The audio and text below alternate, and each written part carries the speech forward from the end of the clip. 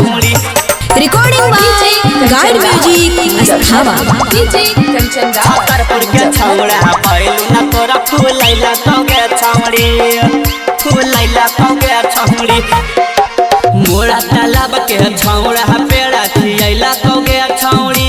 हे गे मोरा तालाब के छौड़ा पेड़ा खियैला कौगे छौड़ी। तका है बिचासा के छौड़ा सीना से तोहरा सतैला कौगे छौड़ी। तका है बिचासा के छौड़ा सीना से तोहरा सतैला कौगे छौड़ी।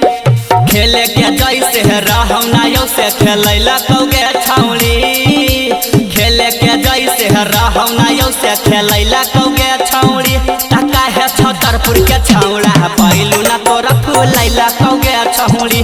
तका है छतरपुर के छौड़ा भइलु ना तोरा फुलैला कौगे छौड़ी, फुलैला कौगे छौड़ी। डीजे कंचन राज भइलु ना तोरा फुलैला कौगे छौड़ी, फुलैला कौगे छौड़ी। भागन बिघा के छौड़न करो प्यार गे तोरे त चलते होबो हम मार गे। अभियो से छौड़ी तू रहन सुधार गे नाता मिलकी पगर में देतौ झार गे, में देतौ झार गे, गे। भागन बिघा के छौड़न करो प्यार गे तोरे त चलते होबो हम मार गे। अभियो से छौड़ी तू रहन सुधार गे नाता मिलकी पगर में देतौ झार गे, में देतौ झार गे। बाबा पति बोकाना में अकेले बोलैला कौगे छौड़ी। हे गे पता संग के छौड़ा बुलेट पह तोरा घुमैला कौगे छौड़ी। तका है बिचासा के छौड़ा सीना से तोहरा सतैला कौगे छौड़ी। तका है छतरपुर के छौड़ा भइलु ना तोरा फुलैला कौगे छौड़ी,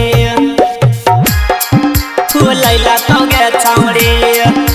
डीजे कंचन राज भइलु ना तोरा फुलैला कौगे छौड़ी, फुलैला कौगे छौड़ी।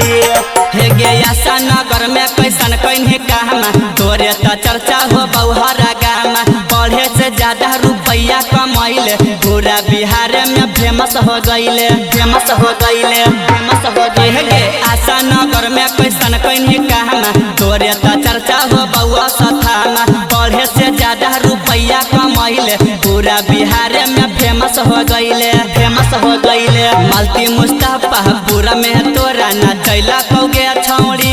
हे गे जय की जली दरगा के सबके बतैला कौगे छौड़ी। तका है बिचासा के छौड़ा सीना से तोहरा सतैला कौगे छौड़ी। तका है छतरपुर के छौड़ा भइलु ना तोरा फुलैला कौगे छौड़ी। Presented by guide music अस्थावा।